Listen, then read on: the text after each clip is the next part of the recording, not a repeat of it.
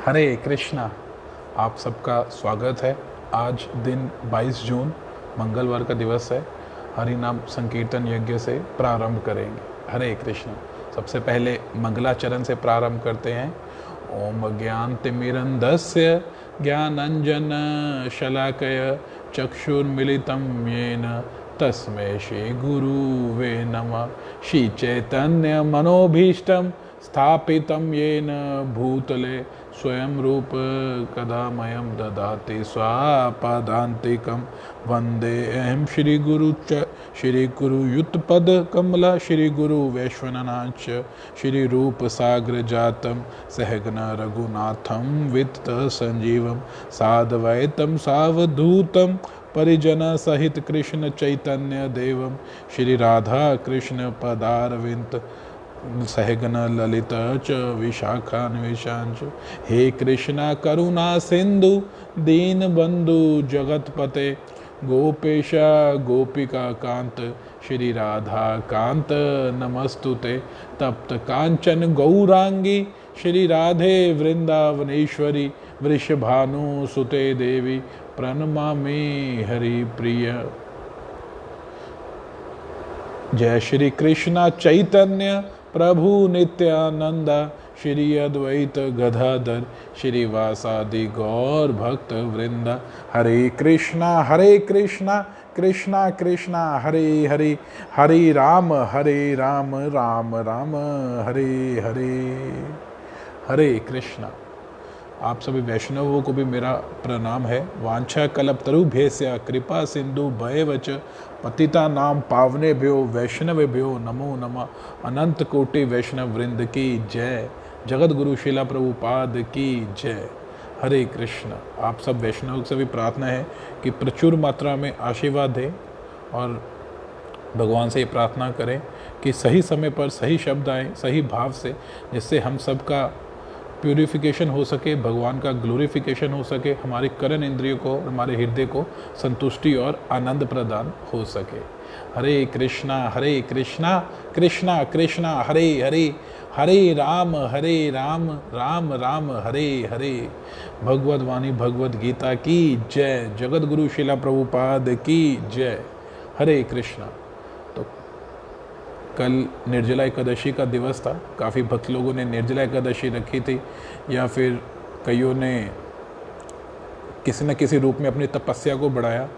आज हमें पता चलिए प्रसादम की क्या वैल्यू है।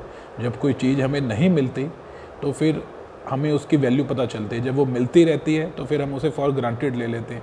ठीक है, खाना तो हमें मिलता ही रहता है, लेकिन निर्जला एकादशी के दिन नहीं पता लगता है कि पानी की और जल की और खाने की कितनी वैल्यू है। फिर हमें एहसास होता है कि वाकई ये जो अगर हमें ना मिलती तो हमारा क्या हाल होता। उसी तरह सत्संग भी जो है हमें जब मिलता रहता है हम इसे फॉर ग्रांटेड ले लेते हैं। हम क्या कहते हैं, ये तो ठीक है, माला तो रोज़ हो ही जाएगी, मतलब कि कहीं फेसबुक पे या फिर फिज़िकली जाके मुझे सत्संग का सुनने का तो मौका मिल ही लेगा, मिल ही जाएगा। या भक्त लोग तो कितने भक्त लोग मेरे आसपास हैं, किसी न किसी से तो मैं कांटेक्ट कर ही लूँगा, या कोई ना किसी के तो संग में मैं आ ही जाऊँगा। लेकिन वास्तविकता तब पता चलती है जब वो चीज़ हमें नहीं मिलती। जब वो नहीं मिलती चीज़ फिर हम उसके बारे सोचते रहते हैं और फिर पता लगता है कि वाकई ये चीज़ कितनी ज़्यादा इम्पॉर्टेंट है। इसीलिए ये जो सत्संग हमें मिल गया है, मनुष्य शरीर मिल गया है, इसकी भी वैल्यू हमें डालनी है। ये नहीं है कि ये बार बार मिलता ही रहेगा। अगर एक बारी ये शरीर छूट गया तो उसके बाद ये दोबारा ऐसा मौका कब मिलेगा। ये बहुत ज़्यादा rarest of the rare combination है कि दोबारा मनुष्य शरीर मिले। पहले तो बहुत देर के बाद मिलेगा, उसके बाद सत्संग का मौका मिले, ऐसा बहुत ज़्यादा रेयर कॉम्बिनेशन है। तो इस पे ही आगे हमारा जो आज का टॉपिक है, आज हम श्रीमद् भगवद गीता के 2nd चैप्टर पे चर्चा कर रहे थे। 2nd चैप्टर में हमने देखा था कि भगवान अर्जुन को फिर आत्मा और शरीर के मतलब कि लक्षण बताते हैं। आत्मा और बताते हैं, शरीर बताते हैं कि वास्तविकता में हम आत्मा हैं, लेकिन हम अपने आप को इस शरीर समझ बैठे हैं। हम बॉडीली कंसेप्शन ऑफ लाइफ में जीते जा रहे हैं। तो लेकिन वास्तविकता तो ये है, हम एक आत्मा है जो अलग अलग शरीर धारण करता जा रहा है। उसमें भगवान एनालॉजी भी बताते हैं कि जिस तरह आत्मा एक ही लाइफ में शरीर कितने बदलती जाती है, पहले बचपन का शरीर, फिर किशोर अवस्था का शरीर, फिर मिडल एज, फिर ओल्ड एज, और फिर वो शरीर छोड़ देती है और जब वो शरीर छोड़ के नया शरीर धारण कर लेती है, उस इवेंट को डेथ कहते हैं। उसी तरह मतलब कि अब आत्मा के आगे भगवान लक्षण बताते हैं 16 सेकंड चैप्टर के 16 श्लोक से लेकर आगे 30वें श्लोक तक आत्मा के अलग अलग करेक्टरिस्टिक्स क्या है, आत्मा के अलग अलग लक्षण क्या है, किस तरह हम आत्मा की अनुभूति कर सकते हैं, वो सारी चीज़ें भगवान आगे हमें बताते हैं। लेकिन ये थोड़ा गहन टॉपिक है, हम डेली देखते तो हैं मगर हम समझने के लिए थोड़ी इसके लिए बुद्धि चाहिए, और वो बुद्धि प्राप्त करने के लिए हरे कृष्ण महामंत्र का जप करेंगे, क्योंकि भगवान कहते हैं भजतम प्रीति पूर्वकम ददामि बुद्धि योगम तम। और वैसे भी अभी एकादशी का समापन होने का समय है, पारण का समय है, तो एकादशी के अगर समापन हरे कृष्ण महामंत्र से हो जाए और उसके बाद भगवत गीता की रीडिंग से हो जाए तो सही मायने में जो फाइनल आहुति है वो भी एकादशी में हमारी चली जाएगी, अपनी तरफ से जो फाइनल आहुति है। तो हरे कृष्ण महामंत्र का जप करेंगे। बस सोचिए कि एकादशी का पारण का समय है, समाप्त होने वाली है, 5:15 से लेकर शायद 10 बजे तक था, तो अभी है समय एकादशी का। तो जितना हो सके हरे कृष्ण महामंत्र का जप करते हैं, पूरे उत्साह से करना है। एक एक जो ये जप है ये बहुत ज़्यादा इंपॉर्टेंट है और बहुत ज़्यादा मतलब कि लाभ पहुंचाने वाला है। एकादशी पे या द्वादशी पे भी भगवान का नाम लिया, ये बहुत ज़्यादा लाभ पहुंचाने वाला है। तो पूरे हृदय से भगवान का नाम लेना है, अपने बोले हुए शब्दों को सुनना है। जो लोग आज फर्स्ट टाइम जुड़े हैं उन्हें मतलब कि बता दें कि विधि क्या है। विधि ये है हरि नाम लेने की, अपने बोले हुए शब्दों को सुनना है। जो हम हरे कृष्ण और राम बोल रहे हैं इनको हमने अपने कानों से सुनना है। इस विधि से हमने भगवान का नाम लेना है। फोकस जो है हरे कृष्ण और राम पे होना चाहिए। जो हम बोल रहे हैं अपनी आवाज़ अपने कानों तक जानी चाहिए। ऐसा नहीं है कि हम मुंह में बोलते जा रहे हैं, कानों तक हमारी आवाज़ जानी चाहिए। तो जय श्री कृष्णा चैतन्य प्रभु नित्यानंद श्री अद्वैत गदाधर श्रीवासादि गौर भक्त वृंदा। अगर आपके पास माला नहीं है तो इस सेशन से पहले अपने साथ एक माला जरूर रखिए, माला लाया करिए। और माला को जपने की विधि भी ये है, इसे ये सेकंड जो है उंगली पे इस पे लगाते हैं। ये उंगली जो है अस्पर्शीय मानी जाती है, इसे स्पर्श नहीं करते, क्योंकि ये उंगली दोष देखने के काम आती है कि हम लोगों के दोष देखते रहते हैं, तुमने ऐसे किया, तुमने ऐसे किया। इस कारण ये उंगली स्पर्शीय नहीं मानी जाती। और इस उंगली को कभी खारिज कर लिया, कभी कान में डाल लिया तो इसे ऐसे बाहर माला के गुत्थे से बाहर निकाला जाता है। और बाकी जो बीच वाली चीज़ है उससे हम माला का जाप करते हैं। एक एक मनके पे हरे कृष्ण महामंत्र एक एक बार बोलना है, हरे कृष्ण महामंत्र। और ऐसे पूरे 108 बारी एक जपने से एक माला होती है। भक्त लोग ने तो हमारे मतलब कि भक्त लोग हैं, ग्रुप के भक्त लोग हैं, उन्होंने कल 64 माला का भी जाप किया है। कुछ भक्त लोगों ने पूरी भगवत गीता का अध्ययन किया है। तो हर किसी ने कहीं ना किसी तरह से कल अपनी तपस्या को बढ़ाया है, जिससे वो हरि स्मृति का मतलब कि कर सके, भगवान की स्मृति सारा दिन बनी रहे। और कुछ भक्तों ने मौन व्रत भी लिया था कि सिवाय भगवान के वो और कुछ नहीं अपनी जीवा से बोलेंगे। हरे कृष्णा। तो उसी तरह असल में ये सारी प्रोसेसेस किस लिए हो रहे हैं, ताकि हमारी नाम के प्रति रुचि बढ़ सके। हमें जो भगवान का नाम है वो मीठा लगना शुरू हो जाए। धीरे धीरे जो हमारे अंदर सुकृति हो सब, जैसे इस सुकृति से हमारे जो चित्रपट पे जो आवरण पड़े हुए हैं माया के, वो धीरे धीरे खत्म होने शुरू हो जाए। जो हमने इतने ज़्यादा अनर्थ हुए हैं वो धीरे धीरे अनर्थ खत्म होने शुरू हो जाए और हम वास्तविकता में अपने आप को पहचान सकें। ये सारा प्रोसेस इसीलिए हो रहा है कि हमारा हरि नाम में रुचि पैदा हो सके। और रुचि पैदा भी कैसे होगी, अगर हरि नाम सही तरीके से करेंगे। तो सबने सही तरीके से हरि नाम करना है। ये नाम जाप जो है ये पुकार है एक भगवान को कि हमें निकालो यहाँ से, हम यहाँ पर फंसे हुए हैं बुरी तरह से, हमें हे कृष्ण अपनी सेवा में लगाइए। जय श्री कृष्ण चैतन्य प्रभु नित्यानंद श्री अद्वैत गदाधर श्रीवासादि गौर भक्त वृंद। हरे कृष्ण कृष्ण कृष्ण हरे हरे, हरे राम राम राम हरे हरे, हरे कृष्ण कृष्ण कृष्ण हरे राम राम राम हरे हरे, हरे कृष्ण कृष्ण कृष्ण हरे राम राम राम हरे हरे, हरे कृष्ण कृष्ण कृष्ण हरे राम राम हरे हरे, हरे कृष्ण कृष्ण कृष्ण हरे राम राम राम हरे हरे, हरे कृष्ण कृष्ण कृष्ण हरे राम राम राम हरे हरे, हरे कृष्ण कृष्ण कृष्ण हरे राम राम राम हरे हरे, हरे कृष्ण कृष्ण कृष्ण हरे राम राम राम हरे हरे, हरे कृष्ण कृष्ण कृष्ण हरे राम राम राम हरे हरे, हरे कृष्ण कृष्ण कृष्ण हरे राम राम राम हरे हरे, हरे कृष्ण कृष्ण कृष्ण हरे राम राम राम हरे हरे, हरे कृष्ण कृष्ण कृष्ण हरे राम राम राम हरे कृष्ण कृष्ण कृष्ण हरे राम राम हरे कृष्ण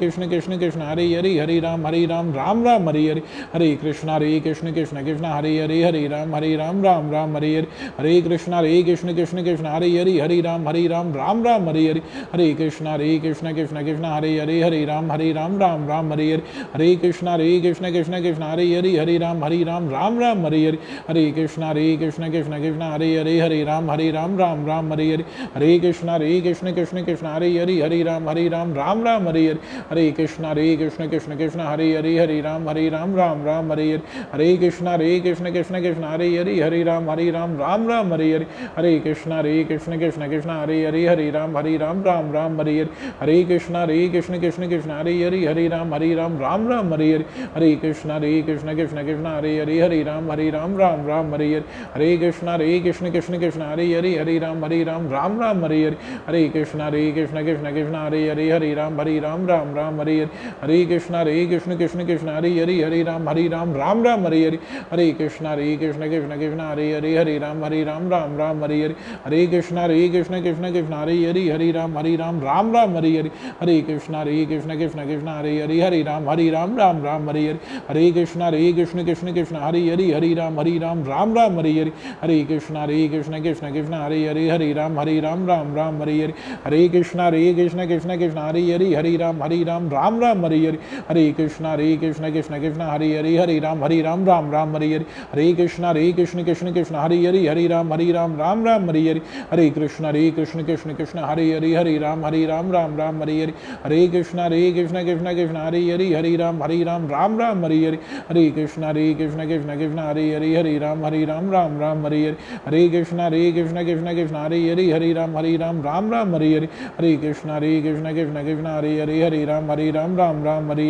कृष्ण कृष्ण कृष्ण कृष्ण हरे राम हरे कृष्ण कृष्ण कृष्ण कृष्ण हरे राम हरे कृष्ण कृष्ण कृष्ण कृष्ण हरे राम हरे कृष्ण कृष्ण कृष्ण हरे राम हरे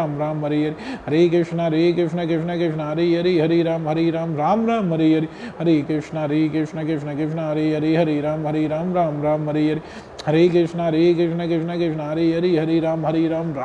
हरे राम हरे कृष्ण कृष्ण कृष्ण हरे राम हरे कृष्ण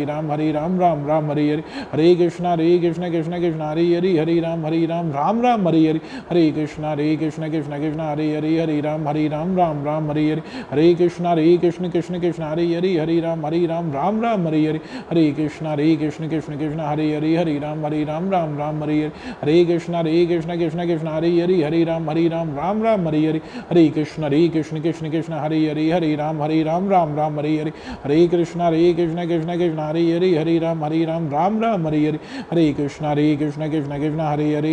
हरे कृष्ण कृष्ण कृष्ण हरे राम हरे कृष्ण कृष्ण कृष्ण कृष्ण हरे राम हरे कृष्ण कृष्ण कृष्ण कृष्ण हरे राम हरे कृष्ण कृष्ण कृष्ण हरे राम हरे कृष्ण कृष्ण कृष्ण कृष्ण हरे राम हरे कृष्ण कृष्ण कृष्ण कृष्ण हरे राम हरे कृष्ण कृष्ण कृष्ण हरे राम हरे कृष्ण कृष्ण कृष्ण हरे राम हरे कृष्ण कृष्ण कृष्ण कृष्ण हरे राम हरे कृष्ण कृष्ण कृष्ण हरे राम हरे कृष्ण कृष्ण कृष्ण कृष्ण हरे राम हरे कृष्ण कृष्ण कृष्ण कृष्ण हरे राम हरे कृष्ण कृष्ण कृष्ण कृष्ण हरे राम हरे कृष्ण कृष्ण कृष्ण कृष्ण हरे राम हरे कृष्ण कृष्ण कृष्ण कृष्ण हरे राम हरे कृष्ण कृष्ण कृष्ण कृष्ण हरे राम राम राम हरे हरे, हरे कृष्ण कृष्ण कृष्ण हरे हरे, हरे राम राम राम हरे हरे, हरे कृष्ण कृष्ण कृष्ण हरे हरे, हरे राम राम राम हरे हरे, हरे कृष्ण कृष्ण कृष्ण हरे हरे, हरे राम राम राम हरे हरे, हरे कृष्ण कृष्ण कृष्ण हरे हरे, हरे राम राम राम हरे हरे, हरे कृष्ण कृष्ण कृष्ण हरे हरे, हरे राम राम राम हरे हरे, हरे कृष्ण कृष्ण कृष्ण हरे हरे, हरे राम राम राम हरे हरे, हरे कृष्ण कृष्ण कृष्ण हरे हरे, हरे राम राम राम हरे हरे, हरे कृष्ण कृष्ण कृष्ण हरे हरे, हरे राम राम राम हरे हरे, हरे कृष्ण कृष्ण कृष्ण हरे हरे, हरे राम राम राम हरे हरे, हरे कृष्ण कृष्ण कृष्ण हरे हरे, हरे राम राम राम हरे हरे, हरे कृष्ण कृष्ण कृष्ण हरे हरे, हरे राम राम राम हरे हरे, हरे कृष्ण कृष्ण कृष्ण हरे हरे, हरे राम राम राम हरे हरे, हरे कृष्ण कृष्ण कृष्ण हरे हरे, हरे राम राम राम हरे हरे, हरे कृष्ण कृष्ण कृष्ण हरे हरे, हरे राम राम राम हरे हरे, हरे कृष्ण कृष्ण कृष्ण हरे हरे, हरे राम राम राम हरे हरे, हरे कृष्ण कृष्ण कृष्ण हरे हरे, हरे राम राम राम हरे हरे, हरे कृष्ण कृष्ण कृष्ण हरे हरे, हरे राम राम राम हरे हरे, हरे कृष्ण कृष्ण कृष्ण हरे हरे, हरे राम राम राम हरे हरे, हरे कृष्ण कृष्ण कृष्ण हरे हरे, हरे राम राम राम हरे हरे, हरे हरे राम राम राम हरे हरे, हरे कृष्ण कृष्ण कृष्ण हरे हरे, हरे राम राम राम हरे हरे, हरे कृष्ण कृष्ण कृष्ण हरे हरे, हरे राम राम राम हरे हरे, हरे कृष्ण कृष्ण कृष्ण हरे हरे, हरे राम राम राम हरे हरे, हरे कृष्ण कृष्ण कृष्ण हरे हरे, हरे राम राम राम हरे हरे, हरे कृष्ण कृष्ण कृष्ण हरे हरे, हरे राम कृष्ण हरे हरे, हरे हरे कृष्ण कृष्ण कृष्ण हरे हरे, हरे राम राम राम हरे हरे, हरे कृष्ण कृष्ण कृष्ण हरे हरे, हरे राम राम राम हरे हरे, हरे कृष्ण। तो आज का जो टॉपिक है वो बड़ा एक बेस है स्पिरिचुअलिटी का, आत्मा के लक्षण, हम वास्तविकता में आत्मा की अनुभूति कैसे कर सकते हैं, थोड़ा ग्रेव भी है मतलब कि, तो हमने पूरे ध्यान से समझना है। तो अगर आप पूरे ध्यान से सुन रहे हैं तो एक बारी हरि बोल लिख लीजिए, हरे कृष्णा कृष्णा कृष्णा हरे हरे, हरे राम राम राम हरे हरे। तो इसमें 16 श्लोक में क्या भगवान कह रहे हैं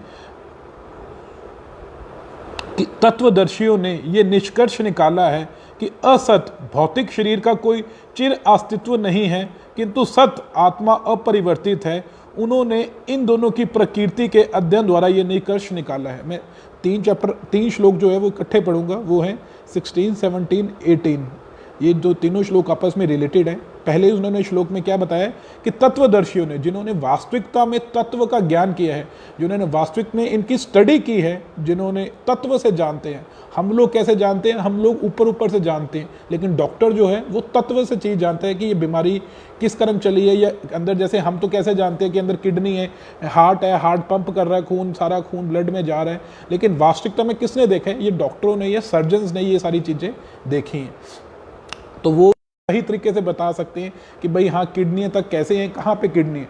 हमने देखकर भी किडनी को नहीं पहचान पाएंगे कि ये किडनी है। हमने तो बस एक उसकी जो हमें दिखाया जा रहा है, मतलब कि एक डायग्राम बना के हम उतना ही देखते हैं, लेकिन वास्तविकता में किसने, डॉक्टरों ने ये सारा परीक्षण किया हुआ है, तो वो वास्तविकता में डिफ्रेंशिएट कर पा सकते हैं कि भाई ये हार्ट है, ये किडनी है, ये सारी चीज़ें हैं, क्योंकि उन्होंने दर्शन किया है। उसी तरह कहते हैं जो तत्वदर्शियों ने, जिन्होंने वास्तविक में स्टडी किया है, जिन्होंने जो तत्व से जानते हैं आत्मा को और शरीर को, उन्होंने ये निष्कर्ष निकाला है, उन्होंने ये कंक्लूड किया है। क्या कंक्लूड किया है? कि भौतिक शरीर का कोई चिर अस्तित्व नहीं है। ये भौतिक शरीर जो है ये परमानेंट नहीं है, इसका कोई भी चिर अस्तित्व नहीं है, ये टेम्परेरी है, ये नष्ट हो जाएगा। और सत्य आत्मा अपरिवर्तित है, और आत्मा हमेशा चेंज कभी नहीं होती, अनचेंजेबल है, ये हमेशा कांस्टेंट रहती है। उन्होंने इन दोनों की प्रकृति के अध्ययन द्वारा ये निष्कर्ष निकाला है कि उन दोनों ने इन दोनों को स्टडी किया, उसके बाद ये निष्कर्ष निकाला है। अगले श्लोक में कहते हैं जो सारे शरीर में व्याप्त हैं उसे ही अविनाशी समझो, उस अव्यय आत्मा को नष्ट करने में कोई समर्थ नहीं है। कह रहे कि जो सारे शरीर में व्याप्त है, जिस तरह एक आप अभी कमरे में बैठे हैं, एक जगह पे लाइट लगी होगी और पूरे कमरे में ये उसकी लाइट व्याप्त है, उस कमरे में पूरी लाइट व्याप्त है। उसी तरह हमारे हृदय में, ऐसा शास्त्र बताते हैं कि जो आत्मा है वो हमारे हृदय में रहती है और हृदय से वो पूरे शरीर को प्रकाशित कर रही है, पूरे शरीर को चला रही है। इस तरह जिस तरह एक कमरे में एक लाइट होती है, वो एक जगह पे लगी होती है लाइट, बस उससे सारा कमरा प्रकाशित हो जाता है, उसी तरह हमारे हृदय में आत्मा रहती है जिससे सारा शरीर प्रकाशित हो जाता है। और वो जो आत्मा है उसे अविनाशी समझो, जिससे सारा कुछ प्रकाशित हो गया, वो कभी भी नष्ट नहीं होता। उस अव्यय क्या होता है, जो कभी भी नष्ट नहीं होता।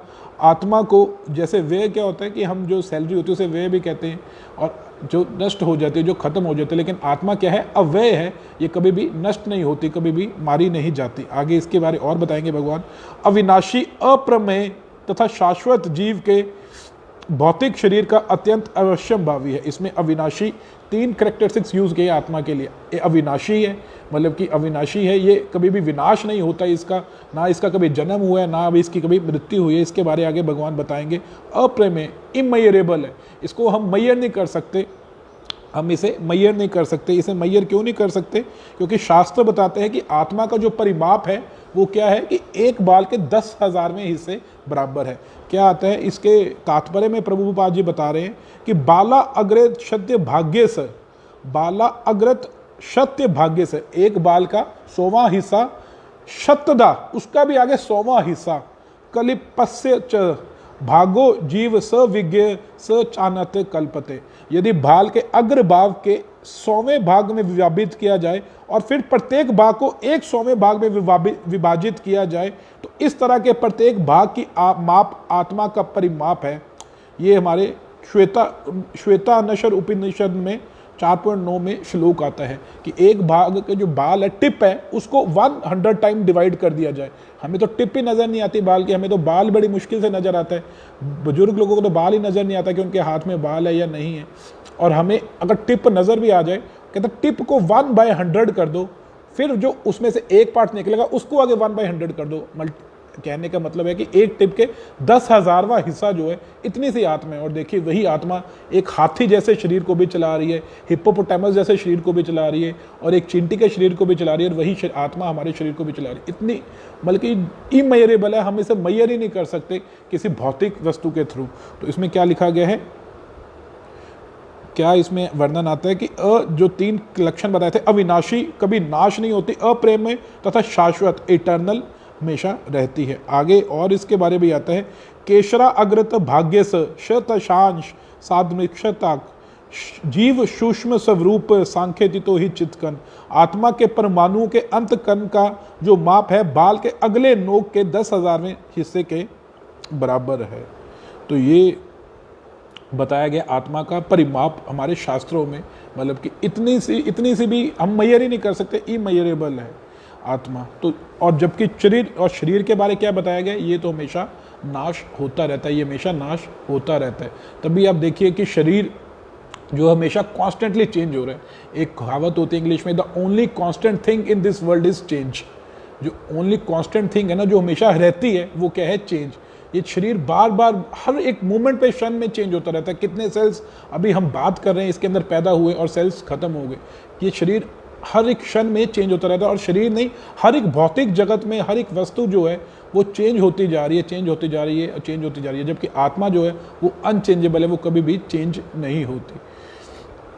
एक बार एक व्यक्ति को मतलब कि एक लड़की से प्यार हो जाता है, तो वो कहता है कि मैं तुमसे शादी करनी। तो लड़की को पता चल जाता है कि इसको मेरे शरीर से प्यार हो गया, इसको मेरी ब्यूटी से प्यार हो गया, ये वास्तविकता में मुझसे प्यार नहीं करता। तो वो कहता है कि चलो तुम मुझसे शादी करनी है, तुम ऐसा करना कि 10वें दिन आना, तो मैं तैयार रहूँगी शादी के लिए, तो तुम 10वें दिन मेरे पास आना। तो वो व्यक्ति बड़ा खुश हो जाता है कि हाँ 10 दिनों में मेरी इसकी शादी हो जाएगी। वो उसे प्रपोज उसने किया होता है, वो 10 दिन वेट करता रहता है कि मेरी इससे शादी होगी, मैं इस लड़की से शादी करूँगा, इसके बाद हम प्लानिंग करते हैं अलग अलग, इसके बाद हम अपना घर बसाएंगे, इसके बाद मेरा जो है ये बच्चे होंगे, फिर हम अपना पूरा सुखी पूर्वक जीवन जिएंगे, बिजनेस मेरा चल रहा है। वो 10वें दिन उस मतलब की जगह पे जाता है जिस लड़की रहती होती है, और वहाँ पर जाता है तो वहाँ पे बड़ी एक करूप सी लड़की मिलती है, एक बड़ी, जिसका बिल्कुल शरीर उतरा होता है, आंखें बाहर आई होती हैं, और उसको बिल्कुल ऐसे स्किनी सी लड़की, बिल्कुल पतली सी लड़की होती है। वो उसको देख के ही उसको घिन आने शुरू हो जाती है, ये कैसी लड़की है। वो उसे कहता है कि यहाँ पर एक बड़ी सुंदर लड़की रहती थी, उसने मुझसे वादा किया था कि वो मुझसे शादी करेगी, तो मैं उससे मिलने आया हूँ। उसने कहा वो लड़की मैं ही हूँ। उसने कहा तुम वो लड़की कैसे हो, तुम वो लड़की कैसे हो, वो तो बहुत सुंदर थी, तुम तो बहुत ज़्यादा कुरूप हो, बिल्कुल पतली सी हो, वो तो बिल्कुल एकदम परफेक्ट लड़की थी जो हम विजन कर सकते हैं, एक परफेक्ट बॉडी थी। तो उस लड़की ने आगे से कहा आओ मैं तुम्हें बताती हूँ, मैं वास्तविक में वही लड़की हूँ, लेकिन मेरा ये जो सारी ब्यूटी है वो चली गई है। तो उसने कहा तुम्हारी ब्यूटी कहाँ चली गई है। उसने कहा मैं अंदर, मतलब कि उसने कहा मैं तुम्हें दिखाती हूँ मेरी ब्यूटी कहाँ है। उसने अंदर गई तो उसने बताया अंदर में एक बॉक्स, 2 बॉक्सेस पड़े हुए थे, एक में वॉमिटिंग ही वॉमिटिंग में थी और दूसरे में स्टूल ही स्टूल था। उसने स्टूल पास किया हुआ था, वो स्टूल ही स्टूल था और मल मूत्र था दूसरे में, और एक में वॉमिटिंग ही वॉमिटिंग थी। उसने कहा ये मेरा शरीर है, ये मेरी ब्यूटी है। उसने कहा ये कैसी है, ये तो उल्टी और वो है। उसने कहा कि जब तुम चले गए थे तुम्हें वास्तविकता से मतलब कि रियलाइज़ करवाने के लिए मैंने तब बहुत ज़्यादा गोलियां खा ली थी। कौन सी गोलियां खा ली थी, जिस तरह चूरन खा लिए थे जिससे डिहाइड्रेशन हो जाती है, जिससे सारा वॉमिटिंग आती रहती है और डिहाइड्रेशन हो जाती है, सारा मतलब कि मल मूत्र निकल जाता है, लूज मोशंस लग जाते हैं। तो कहता है कि 10 दिन तक मेरे शरीर का ये हाल हो गया, जितनी भी मेरी ब्यूटी थी वो सारी मल मूत्र के थ्रू और वॉमिटिंग के कर करके ये हाल हो गया, और ये मेरा शरीर देखिए 10 दिन में ही कितना ज़्यादा बदल गया है। तो ये वास्तविकता शरीर की हालत है। जो शरीर हमारा है वो बैग की तरह है, जब आत्मा उसे छोड़ के निकल जाती है तो वही शरीर से हमें डर लगना शुरू हो जाता है, वही शरीर डिकम्पोज हो जाते हैं। देखिए कि आत्मा से पहले अभी हम बोल रहे हैं हमारी कुछ वैल्यू है कि हमारी कुछ नेट वर्थ है, लेकिन यही आत्मा जब हमारे शरीर से निकल जाएगी तो हमारी ज़ीरो वैल्यू हो जाएगी, ज़ीरो वैल्यू होगी। कोई भी अगर हम शाहरुख खान से सपोज मिलना चाहते हैं या किसी भी सेलिब्रिटी से मिलना चाहते हैं, लेकिन अगर उसकी आत्मा उसके शरीर से निकल जाए, वही शरीर को हम रखना चाहेंगे अपने पास कि नहीं, वही शरीर से हमें डर लगना शुरू हो जाएगा।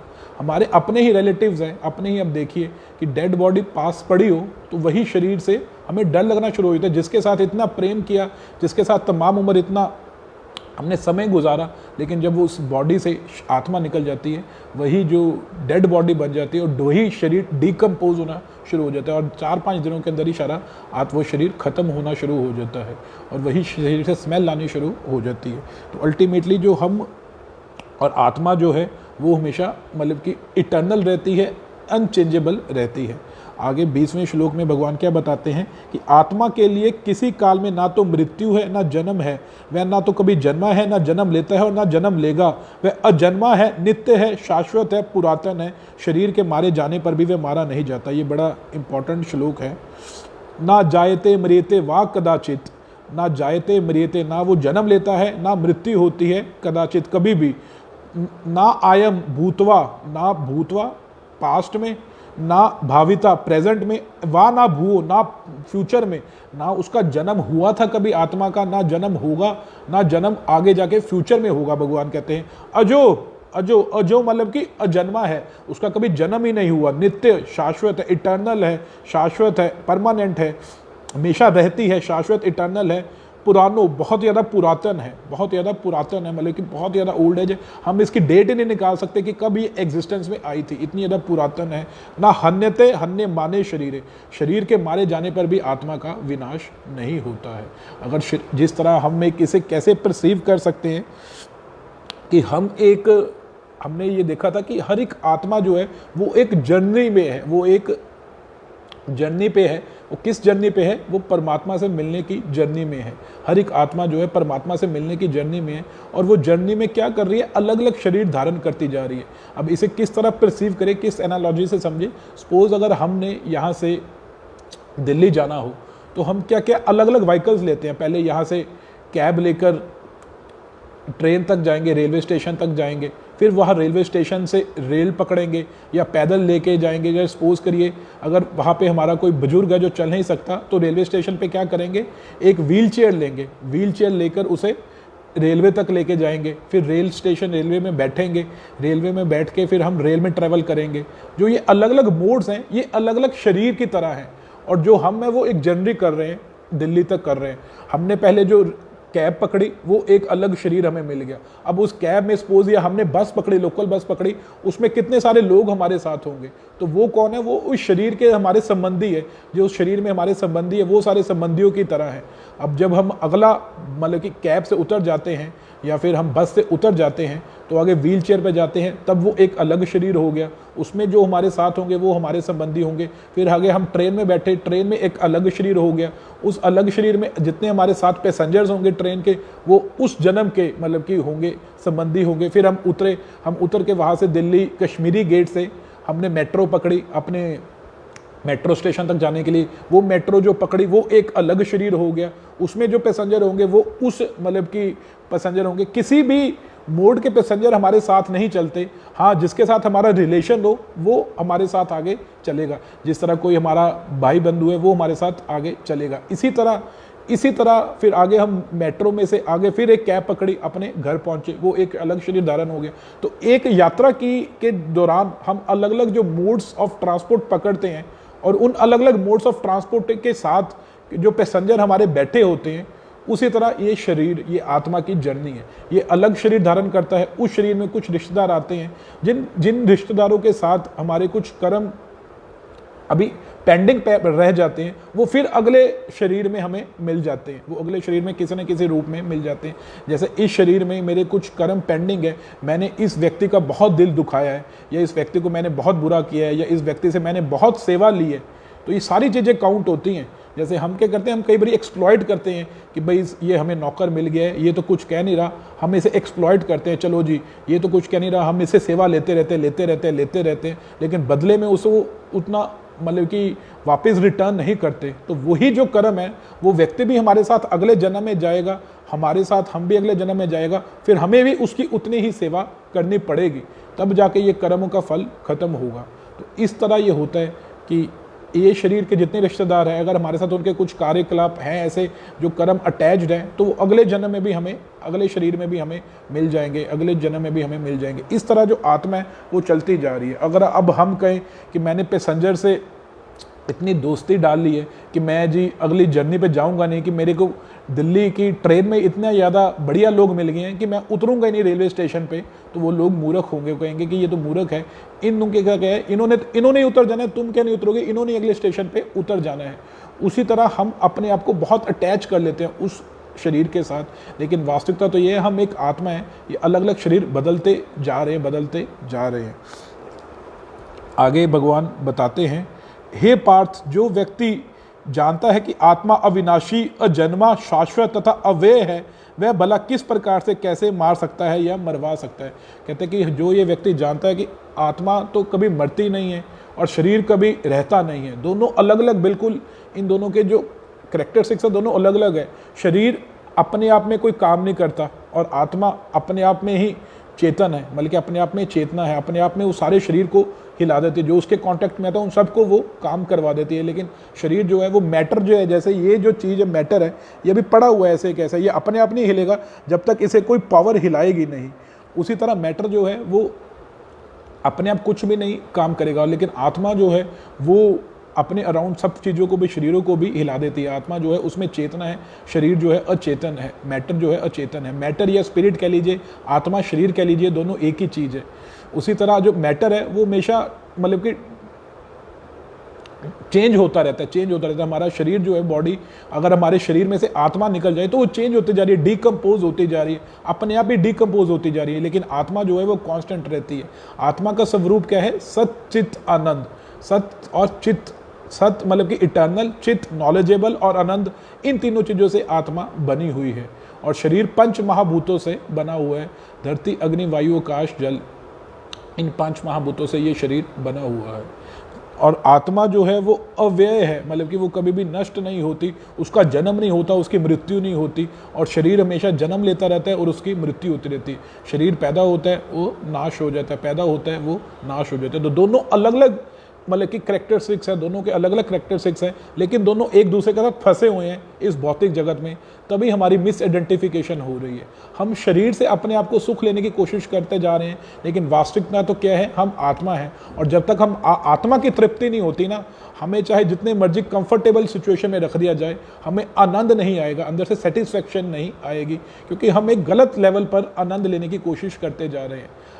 आनंद हमें आत्मा को चाहिए, हम शरीर को आनंद देने की कोशिश करते जा रहे हैं। यही एक जो सबसे बड़ा कारण है कि हम दुख भोगते जा रहे हैं। तो आगे भगवान क्या बताते हैं ये भी बड़ा एक इंपॉर्टेंट श्लोक है, 22। जिस प्रकार मनुष्य पुराने वस्त्रों को त्याग कर नए वस्त्र धारण करता है, उसी प्रकार आत्मा पुराने तथा व्यर्थ के शरीरों को त्याग कर नवीन भौतिक शरीर धारण कर लेती है।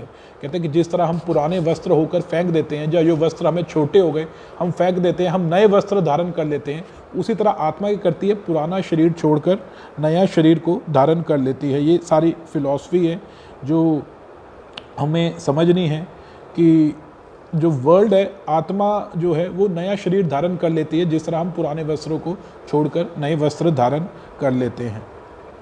आगे क्या भगवान बताते हैं,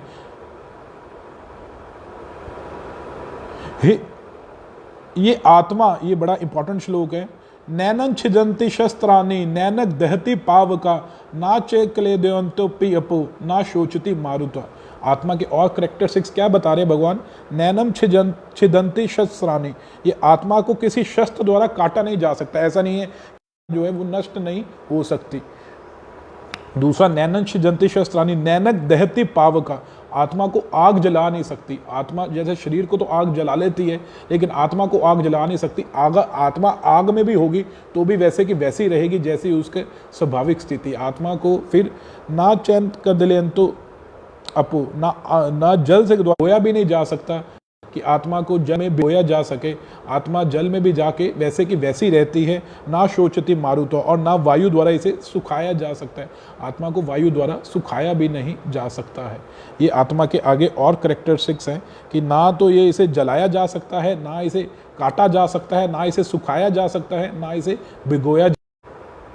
ये आत्मा अखंडित तथा अघुलनशील है, इसे ना तो जलाया जा सकता है ना सुखाया जा सकता है। ये शाश्वत है, सर्वव्यापी है, हर जगह पे प्रेजेंट है। पूरी बॉडी में आत्मा अपनी चेतना के थ्रू प्रेजेंट है, सर्वव्यापी है। जिस तरह हमारी, ऐसा नहीं है कि हमारे मतलब कि हृदय में ही आत्मा है तो हमारी बॉडी में हम उसकी चेतना का महसूस नहीं कर सकते।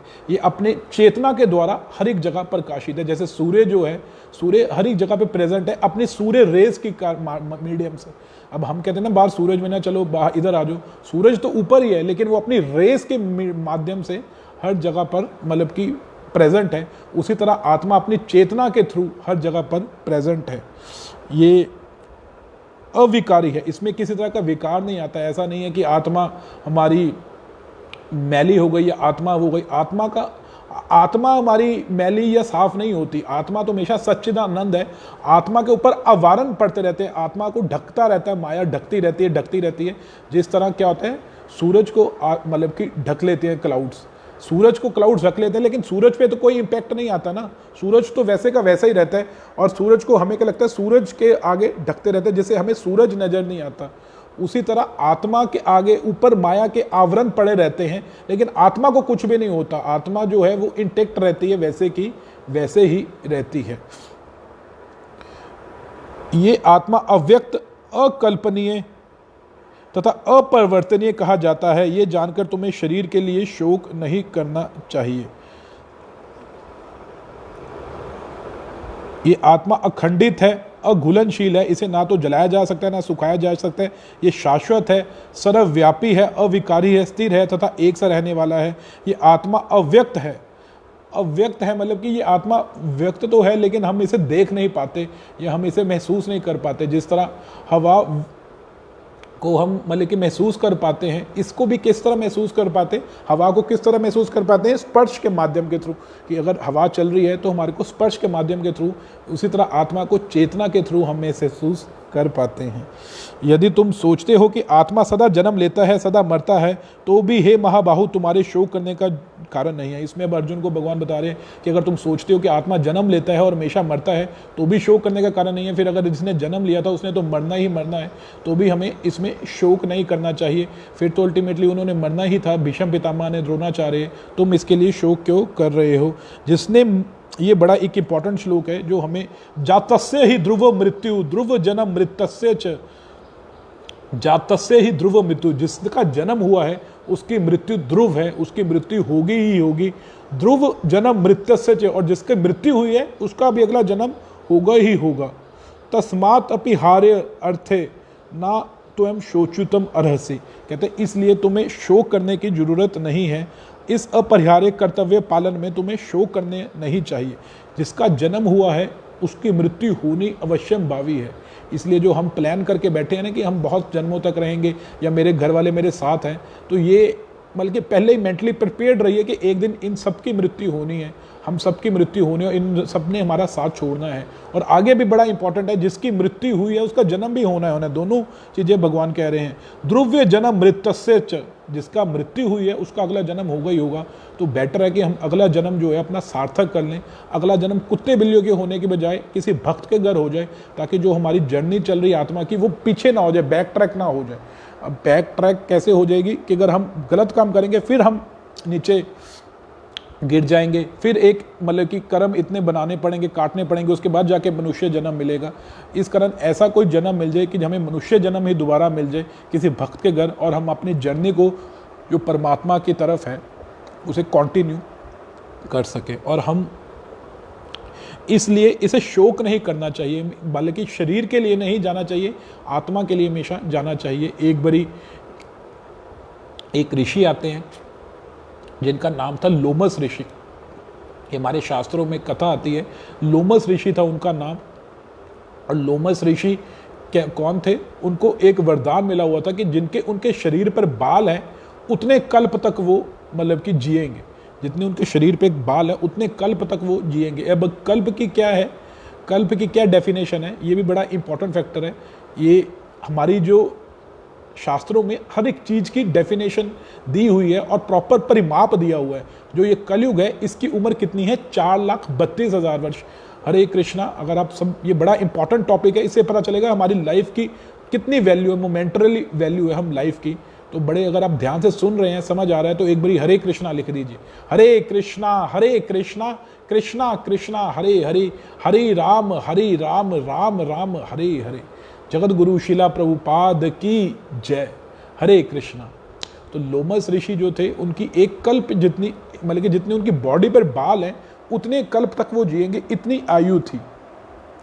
तो एक जो कलयुग है, जो हमारा एक ये कलयुग है, इसकी उम्र है 4,32,000 वर्ष। 4,32,000 वर्ष तक ये कलयुग चलेगा।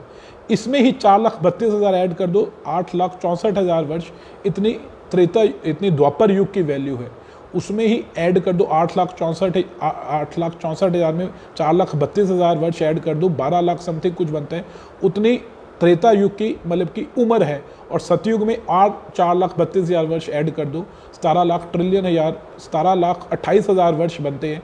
उतनी सतयुग की आयु है, मतलब कि। और एक इन चारों युगों को मिला के एक चतुर्युग बनता है, जिसे हम एक दिव्य युग कहते हैं, और उसकी आयु है 43 लाख ईयर्स, मतलब कि 4.3 मिलियन ईयर, 43 लाख ईयर। एक दिव्य युग की 43 लाख ईयर आयु है। और अगर 1000 दिव्य युग हो जाए, 1000 ऐसे दिव्य युग निकल जाए, मतलब कि एक कलयुग, एक त्रेता युग, एक द्वापर युग और एक सतयुग, एक दिव्य युग बनता है। अगर इनको 1000 बाय मल्टीप्लाई कर दिया जाए तो एक ब्रह्मा जी के 12 घंटे बनते हैं, जिसे हम एक कल्प कहते हैं। ये ब्रह्मा जी के सिर्फ 12 घंटे बनते हैं। और ऐसे ही ब्रह्मा जी के 12 घंटों का दिन होता है, ब्रह्मा जी के 12 घंटों की रात होती है। और ब्रह्मा जी की उम्र 100 वर्ष है। सोचिए कि ब्रह्मा जी के एक दिन में 1000 दिव्य युग निकल जाते हैं, हमारे 1000 दिव्य युग निकल जाते हैं। और ब्रह्मा जी जितने भी ये सारी चीजें हैं ना, ये पोस्ट है। जैसे इंद्र भी पोस्ट है, इंद्र कोई व्यक्ति नहीं है। जैसे प्रेसिडेंट एक पोस्ट है, प्रेसिडेंट बदलते रहते हैं, उसी तरह इंद्र भी बदलते रहते हैं, इवन ब्रह्मा भी बदलते रहते हैं। ब्रह्मा जी की भी आयु है 100 वर्ष, वो 100 वर्ष तक देते हैं। और ब्रह्मा जी के एक दिन में 14 बार देवी देवता बदल जाते हैं। ये थोड़ा सा कॉम्प्लेक्स है, लेकिन अगर आप ध्यान से समझने की कोशिश करेंगे तो समझ आ जाएगा। ब्रह्मा जी के एक दिन में 14 बार देवी देवता बदल जाते हैं, बल्कि 14 बार इंद्र वगैरह, वरुण इंद्र सब कुछ ये बदल जाते हैं 14 बार ब्रह्मा जी के एक दिन में। तो मतलब कि ब्रह्मा जी के एक दिन में 1000 चतुर्युग होते हैं। तो एक देवी देवता 71 चतुर्युग तक राज्य करता है। और ये ब्रह्मा जी की जो 100 साल की उम्र है, वो भगवान महाविष्णु सांस खींचते हैं, ब्रह्मा जी की एक उम्र निकल जाती है, सांस छोड़ते हैं, ब्रह्मा जी पैदा हो जाते हैं। देखिए ये हमारी वैल्यू है। ब्रह्मा जी की एक, मतलब कि हम लाइट के जैसे बिजली चमके और हमारी लाइफ में चली जाए, इतनी भी हमारी वैल्यू नहीं है ब्रह्मा जी के, मतलब कि लाइफ के मुताबिक हमारी वैल्यू नहीं है।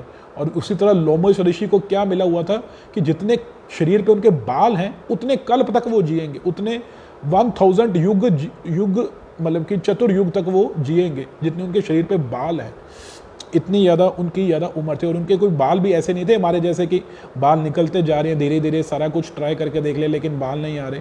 उनके शरीर में बहुत ज़्यादा बाल थे। और एक दिन वो तपस्या कर रहे थे तो उनके सारे शिष्यों ने, क्योंकि वो धूप में बैठ के बाहर तपस्या कर रहे थे, और उनके शिष्यों ने उनके सिर को ढकने के लिए एक ऊपर कुटिया से बना दी, एक छत से डाल दी। तो उनके शिष्यों ने, उन्होंने जब देखा कि ये शिष्य क्या कर रहे हैं, कहते क्या कर रहे हो, कहते कि आप तपस्या धूप में करते रहते हैं, उसके लिए हम एक कुटिया से डाल रहे हैं ताकि आपको मतलब कि डिस्टर्बेंस ना हो, आपके शरीर को कोई कष्ट ना पहुंचे। तो आगे से लूमस ऋषि क्या कहते हैं, कहते कि ये शरीर तो नष्ट होने वाला है, समय इतनी तेज़ी से बीतता जा रहा है, ये शरीर का तो मतलब कि और थोड़ा सा कितना समय रह गया, कुछ भी समय नहीं रह गया। बेटर कि हम इस शरीर पे ध्यान ना दें, अपने जो प्रगति कर रहे हैं, भगवान का भजन कर रहे हैं, उसके ऊपर फोकस करें। ये शरीर को क्या है, ये तो एक दिन नष्ट हो ही जाना है, कितना मर्जी इसे सजा ले संवार लें, ये अल्टीमेटली एक दिन तो नष्ट हो ही जाना है। तो वो लोमस ऋषि जिनकी उम्र एक कल्प तक थी, मतलब कि इतने कल्प तक थे जितने उनकी शरीर में बाल हैं, वो कहते हैं कि ये शरीर को ढकने का कोई फ़ायदा नहीं है, ये शरीर तो एक दिन नष्ट हो ही जाना है। और हमारी वैल्यू तो क्या ही है, हमें तो अगला नहीं पता कि एक्सपायरी डेट हमारी कल ही ना हो या परसों ही ना हो, हमें किसी को कुछ नहीं पता। हमें अपनी प्रेजेंट डेट तो पता है, बर्थडे डेट तो पता है, लेकिन एक्सपायरी डेट हम पढ़ नहीं सकते।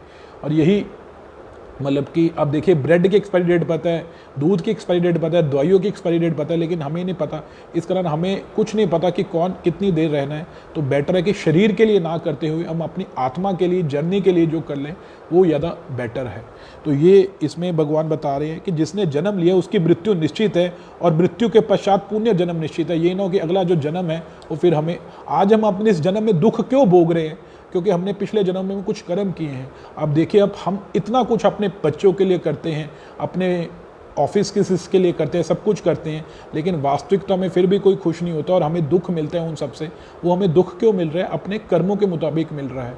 अगले पिछले जन्म में जो कर्म किए थे वही हम मतलब कि अब भोग रहे हैं। सो अब right now we are also painting or picture, हम अपनी पिक्चर पेंट करें। तो बेटर है हम कुछ ऐसे कर्म करें जिससे जो हरि नाम है वो हमारे साथ जाए, ये शरीर हमारे साथ नहीं जाएगा। अब कितने कितने लोग हैं जो कितने कितने ब्यूटीफुल होते थे, लेकिन वक्त के साथ उनका शरीर कैसे का कैसा होता जा रहा है, ये हमेशा चेंज होता जा रहा है।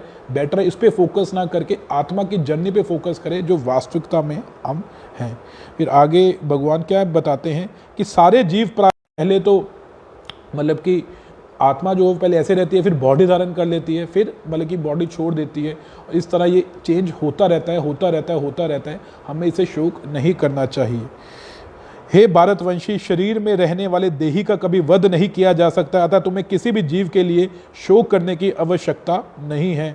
कोई आत्मा को आश्चर्य से देखता है, कोई इसे आश्चर्य की तरह बताता है, कोई इसके आश्चर्य की तरह सुनता है, कोई इसके भविष्य में सुनकर भी कुछ समझ नहीं पाता है। तो ये 30 श्लोक तक कवर हो गया, जिसमें भगवान आत्मा के कैरेक्टरिस्टिक्स बताते हैं कि आत्मा जो है वो हमेशा ना इसका जन्म हुआ है, ऐसा नहीं कि आत्मा अभी निकली भगवान से, और ना ये अघुलनशील भी, आत्मा भगवान में मिलती भी नहीं है, उसकी इटर्निटी रहती है। परमात्मा अलग रहते हैं, आत्मा अलग रहती है। आत्मा कभी भी ऐसे नहीं होता कि हम कहते हैं ना आत्मा परमात्मा में मिल गई। वो एनालॉगी बताते हैं कि समुद्र की बूंद है वो समुद्र में मिल गई। वो एनालॉगी किस लिए बताई जाती है? आत्मा परमात्मा के कॉन्स्टिट्यूशंस के बारे बताने के लिए बताई जाती है कि उनका जो तत्व है वो सेम है। आत्मा भी सच्चिदानंद है, परमात्मा भी सच्चिदानंद है, लेकिन भगवान इसमें कहते हैं कि आत्मा का हमेशा जन्म होता ही होता है। आत्मा कभी भगवान में मिलती नहीं है, वो भगवान के धाम भी जाती है तो वहाँ पर भगवान की सेवा, उसे शरीर मिलता है जो शाश्वत शरीर होता है। इसका भगवान आगे 15वें श्लोक में, 15वें चैप्टर में इसका वर्णन करते हैं। ये जरा ध्यान से समझिए इस चीज को। जीव 2 प्रकार के हैं, च्युत और अच्युत। भौतिक जगत में प्रत्येक जीव च्युत होता है, उसका नाश होता रहता है भौतिक जगत में, बल्कि वो शरीर बार बार धारण करता रहता है भौतिक जगत में। कभी कोई शरीर धारण करता है, कभी कोई शरीर धारण करता है। और आध्यात्मिक जगत में प्रत्येक जीव अच्युत कहलाता है। अच्युत क्या होता है कि जो कभी भी नष्ट नहीं होता। वो जो आध्यात्मिक जगत में है, 2 चीज़ें हैं, एक भौतिक जगत है और एक आध्यात्मिक जगत है। भौतिक जगत जो है वो बार बार नष्ट होता रहता है, उसमें प्रलय आता रहता है, वो जन्मता रहता है, प्रलय आता रहता है, खत्म हो जाता है। लेकिन आध्यात्मिक जगत कभी भी नष्ट नहीं होता, जैसे हम गोलोक वृंदावन कहते हैं, वैकुंठ कहते हैं। इसकी भी इसकी भी भगवान 8वें अध्याय में बताते हैं। ये देखिए, 3 चीज़ें हैं, जरा अब ध्यान से समझना है। एक है शरीर और आत्मा, मैटर और स्पिरिट। एक है भौतिक जगत, आध्यात्मिक जगत। एक है च्युत जीव और अच्युत जीव। तीन चीज़ों के बारे में भगवान ने बताया है, और तीनों के कैरेक्टरिस्टिक्स अलग अलग है लेकिन इकट्ठे हैं, बाउंडेड है। पहले आत्मा और शरीर के बारे में हमने पढ़ लिया कि शरीर जो है वो बार बार चेंज होता रहता है, आत्मा कभी चेंज नहीं होती। दूसरा एक्सपेक्ट क्या है, भौतिक जगत और आध्यात्मिक जगत। भौतिक जगत जो है वो बार बार जन्म मतलब कि विनिष्ट होता रहता है, बार बार पैदा होता है खत्म होता है, बार बार पैदा होता है खत्म होता है। आध्यात्मिक जगत वैसे का वैसा ही है। इसका भगवान किस में बताते हैं, 8वें चैप्टर में बताते हैं।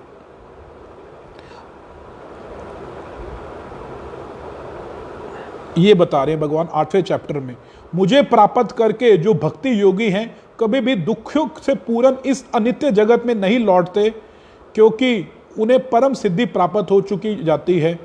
इस जगत में सर्वोच्च लोक से लेकर निम्न लोक सब दुखों के घर हैं। भौतिक जगत में भगवान कह रहे हैं कि जितने भी लोग हैं, ब्रह्मा लोक से लेके पाताल लोक तक सारे दुखों के घर हैं। यहाँ पर दुख, जन्म, मृत्यु, जरा व्याधि का चक्कर चलता रहता है, जहाँ जन्म मरण का चक्कर लगा रहता है। किंतु हे कुंती पुत्र, जो मेरे धाम को प्राप्त कर लेता है वह फिर कभी जन्म नहीं लेता। जो मेरे धाम में चला जाता है वो कभी वापस जन्म नहीं लेता। वहाँ पे जाके वो क्या हो जाता है, अच्युत हो जाता है। और भगवान अपने धाम के बारे कैसे क्या बताते हैं कि जो मेरा धाम है, जिसे वेदांती अप्रकट अविनाशी बताते हैं, वो परम गंतव्य जिसे प्राप्त लेने के बाद कोई वापस नहीं आता, वही मेरा परम धाम है। भगवान इसमें बता रहे हैं। तो भगवान का धाम कौन है, वैकुंठ लोक है, आध्यात्मिक लोक जिसे हम कहते हैं। वहां पे जाके सारे अच्युत बन जाते हैं। और इसके बाद ही भगवान 15वें चैप्टर में बताते हैं, वही मैंने जो अभी हमने डिस्कस किया। भगवान इसमें पहले बताते हैं कि जो मेरा धाम है, ना तो वह सूर्य से चंद्रमा के द्वारा प्रकाशित होता है, ना अग्नि से, ना बिजली से। जो लोग वहां पहुंच जाते हैं वे भौतिक जगत में फिर नहीं लौट के आते। एक बारी अगर हम भगवान के धाम पहुंच गए, फिर हम वापस भौतिक जगत में नहीं आना पड़ता। वो भगवान के धाम में कोई सूर्य अग्नि नहीं है, वो भगवान के तेज से प्रकाशित रहता है। वो भगवान के तेज से प्रकाशित रहता है। आगे क्या भगवान बताते हैं कि जीव दो प्रकार के हैं, च्युत और अच्युत। भौतिक जगत में प्रत्येक जीव च्युत रहता है, शर होता है, और अच्युत आध्यात्मिक जगत में प्रत्येक व्यक्ति अच्युत कहलाता है।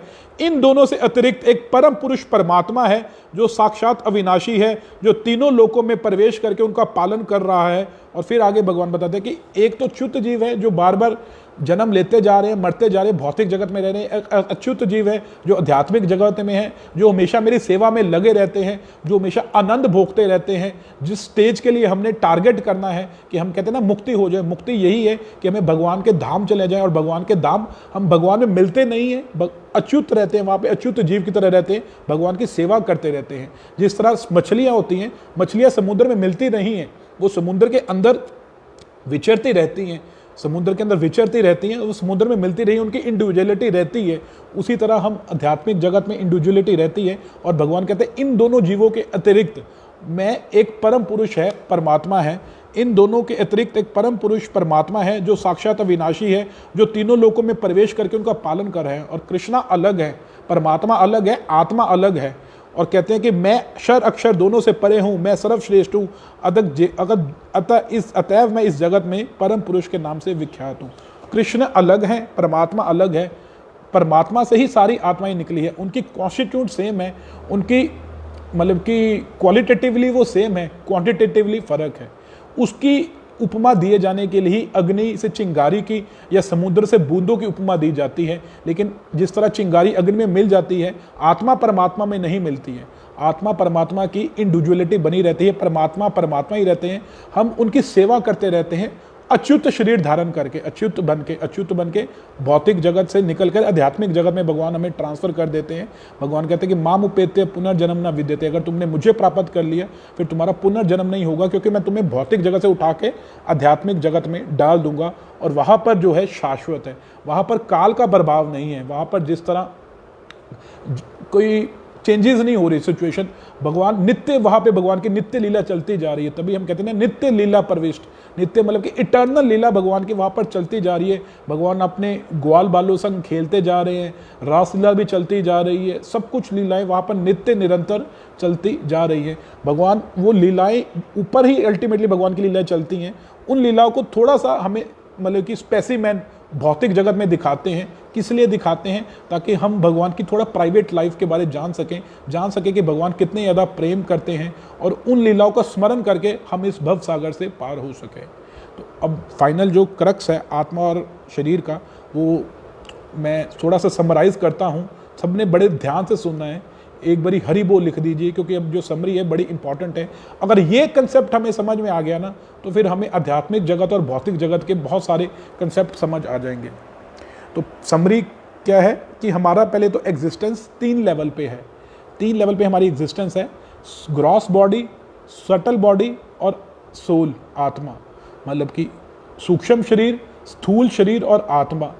आत्मा किससे बनी है? आत्मा बनी है, आत्मा सबसे अंदर आत्मा है, बाहर क्या है? शरीर है। आत्मा बार बार शरीर बदलती जा रही है, और आत्मा बार बार शरीर बदलती जा रही है, और आप कांस्टेंट है। लेकिन आत्मा अलग नए शरीर में किसके बेस पे जाती है? आत्मा नए शरीर में,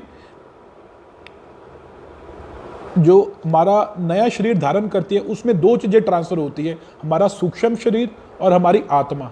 जो नए चीज में 2 चीजें ट्रांसफर होती हैं, हमारा सूक्ष्म शरीर और आत्मा। सूक्ष्म शरीर किससे बना है?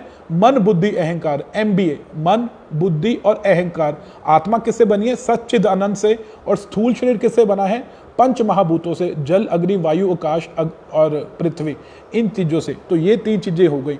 अब जो सूक्ष्म शरीर ने आत्मा और शरीर को जोड़ के रखा हुआ है, जिस तरह मिडल उंगली ने दोनों को जोड़ के रखा हुआ है, उसी तरह सूक्ष्म शरीर ने आत्मा और शरीर को जोड़ के रखा हुआ है। सूक्ष्म शरीर में अहंकार है, अहंकार हमें जोड़ के रखता है, हमें ये सोचने पे मजबूर करता रहता है कि हाँ शरीर है, हम शरीर है। इसमें मन है, मन से हमारी फीलिंग्स आती रहती हैं। और बुद्धि है, बुद्धि ये सारे मन को कंट्रोल करती है।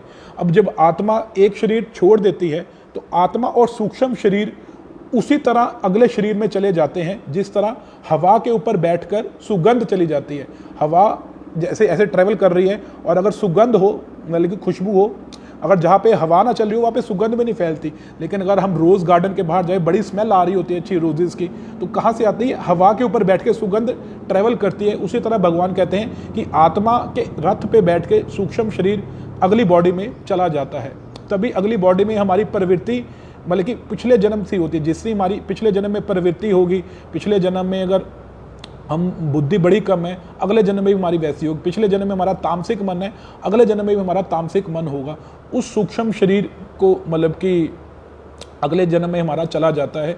आत्मा एक जर्नी कर रही है, जिस तरह एक पैसेंजर रेलवे स्टेशन पे रेलवे में हमारे साथ बैठता है और बिछड़ जाता है, उसी तरह आत्मा में जो इस शरीर में जितने भी हमें संबंधी मिलते हैं, वो उस शरीर में मिलते हैं और फिर धीरे धीरे बिछड़ जाते हैं।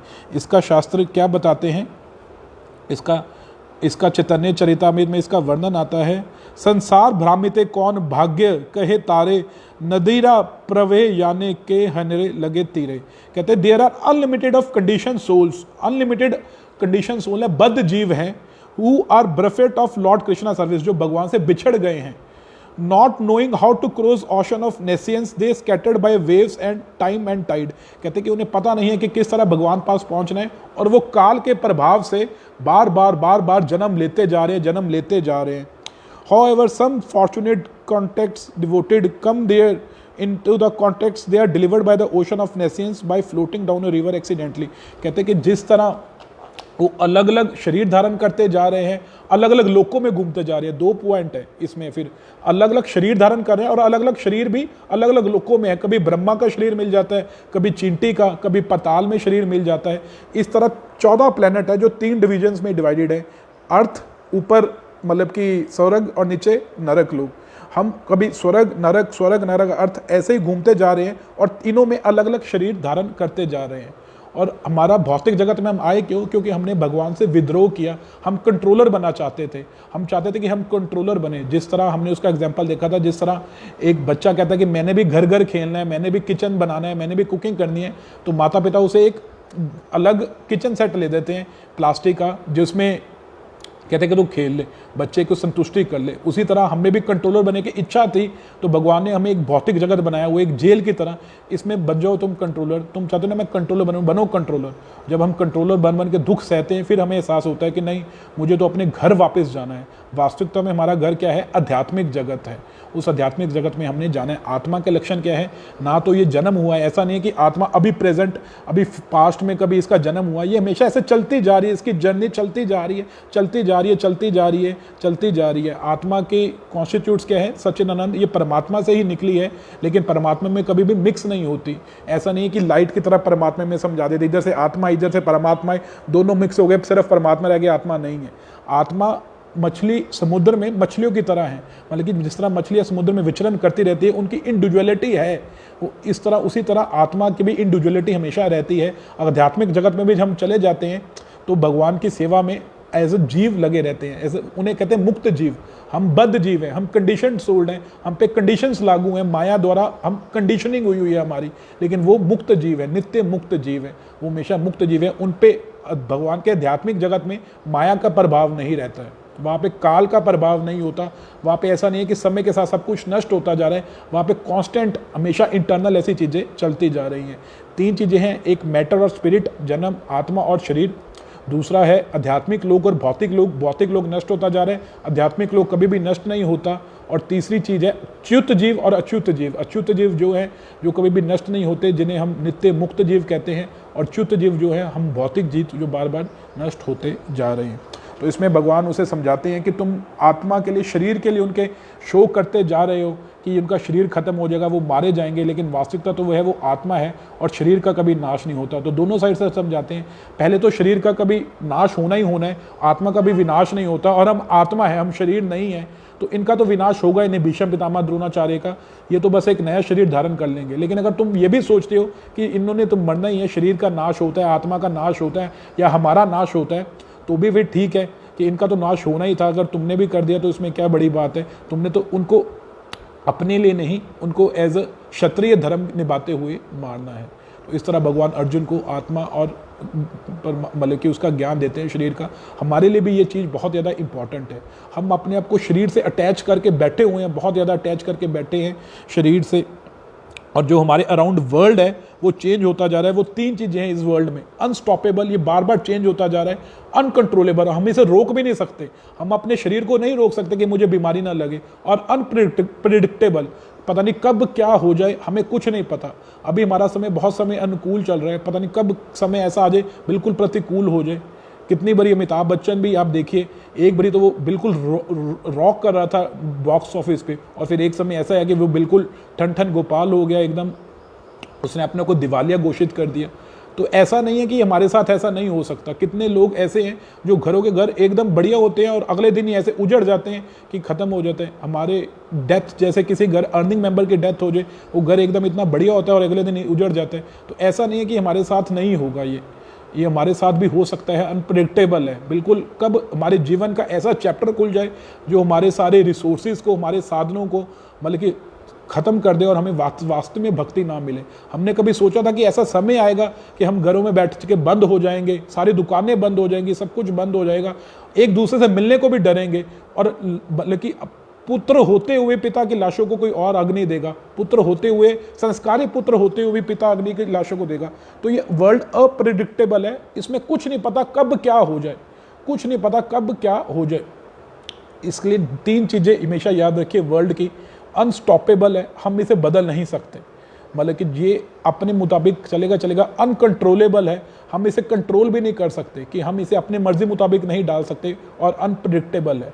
हम इन तीन चीज़ों के बारे में चिंता ना करके जो चीज़ कांस्टेंट है, जो हमारे साथ हमेशा रहनी है, अपनी आत्मा, उसके बारे सोचें, उसके ऊपर वर्क करें, उसके ऊपर कार्य करें। वो हम छोड़ते जा रहे हैं और शरीर पे कार्य करते जा रहे हैं, जो एक ना एक दिन नष्ट हो ही जाना है।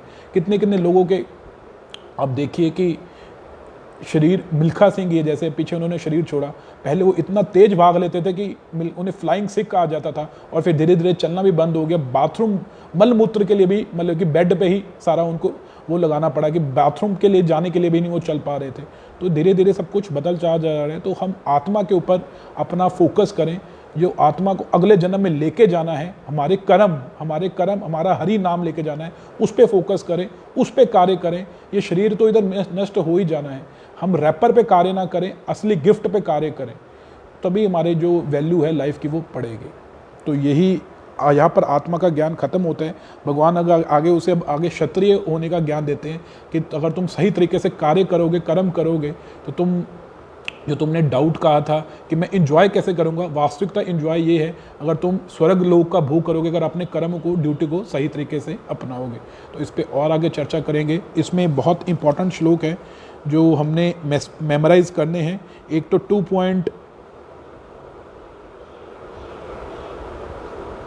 हरे कृष्णा कृष्णा कृष्णा हरे हरे, हरे राम राम राम हरे। एक 2.13 है जो हमने देहिनो उसमें यह था। 2.13 तो हमने देख लिया था।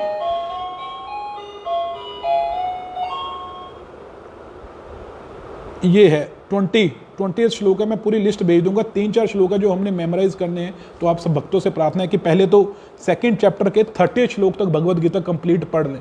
2nd चैप्टर के 30 श्लोक तक भगवद गीता पढ़ लें और आगे कल का भी टॉपिक हमने छोड़ना नहीं है। अगर बीच में हमारी भगवद गीता मिस हो गया एक आधा चैप्टर भी, तो वो फिर मिस ही रहेगा, 100% नहीं होगा। नहीं तो ऐसे हम क्लेम कर सकते हैं कि हमने 100% भगवद गीता पढ़ी है और समझी है। तो आपने मिस नहीं करना। हमें बार बार माया भड़काएगी कि चलो 3-4 दिन लगा लिए हैं, ये तो हमें चीज़ें पता ही हैं आत्मा के बारे, लेकिन हमने माया के प्रभाव में नहीं आना और डेली बेसिस पे ये अटेंड करना है और पढ़ना भी है। हमें माया कहेगी कि हाँ सुबह सुन ली है लेक्चर, क्या बात है, वही चीज़ें तो बता दी प्रभु जी ने लेक्चर में बता दी, लेकिन हमने खुद पढ़ना है। ये बस मैंने जो सारा बताया ये ट्रिगर करने के लिए है, ये पूरी नॉलेज नहीं है। ये तो ट्रिगर करने के लिए कि हम भगवद गीता पढ़ें, सही तरीके से पढ़ें। अल्टीमेटली इससे नॉलेज नहीं मिलेगी। जब हम पढ़ेंगे फिर बहुत सारे थॉट्स आएंगे और अगर आपके कुछ क्वेश्चंस आते हैं तो वो भी आप लिख सकते हैं। हम उन पर कोशिश करेंगे कि चर्चा करें। अगर उससे नहीं निकला तो फिर किसी सीनियर डिवोटी से पूछेंगे कि किसका इसका आंसर क्या है। तो अगर आपके कोई क्वेश्चन है इसे जरूर पढ़िए भगवद गीता को। ये आपको आपकी लाइफ की दिशा बदल देगी, आपकी लाइफ की दशा बदल देगी। दोनों दिशा बदल देगी और दशा भी बदल देगी। अभी जो लाइफ हमारी यूजलेस बीतती जा रही है, कोई गोल नहीं है, कोई कुछ नहीं है, वो बीतती जा रही है, वो धीरे धीरे यूजफुल हो जाएगी, ब्लिसफुल हो जाएगी और हमारी लाइफ की दशा भी बदली जाएगी। भगवद गीता को पढ़िए, हरि नाम लीजिए और कृष्ण को केंद्रित करते हुए जीवन जिए, फिर जीवन एक उत्सव के समान हो जाएगा। अन्यथा जितना मर्जी इतने हथकंडे अपना के देख लिए अभी तक भी, ये फिर मतलब कि अभी तक भी कोई व्यक्ति ये नहीं कह सकता मैं सुखी हूँ। आनंद तो दूर की बात है, कोई व्यक्ति ये नहीं कह सकता मैं सुखी हूँ, कंफर्टेबल हूँ। तो जितना हो सके इसका मतलब कि अध्ययन कीजिए और भगवान को केंद्रित रखते हुए जीवन जिए। आप सबका बहुत बहुत धन्यवाद। आप मुझे भी आशीर्वाद दीजिए कि मैं भी इस ज्ञान को आत्मसात कर सकूँ, इस ज्ञान को विज्ञान में बदल सकूँ, मतलब कि जो ये नॉलेज है इसे इम्प्लीमेंट कर सकूं। वही 3 बातें कि पहले इसे सुन सकें, समझ सकें और इसे धारण कर सकें, ताकि सही मायने में हमारा जीवन है वो बदल पाए। तो ऐसा हरि बोल लिखते हुए मुझे भी आशीर्वाद दीजिए कि ऐसे ही हम हमेशा भगवान की सेवा में लगे रहे। वांछा कल्प तरु बेसा कृपा सिंधु भय बचो, पतिता नाम पावने भयो वैष्णव भयो नमो नमः। अनंत कोटि वैष्णव वृंद की जय, जगत गुरु शिला प्रभुपाद की जय। हरे कृष्णा कृष्णा कृष्णा हरे हरे, हरि राम राम राम हरे हरे।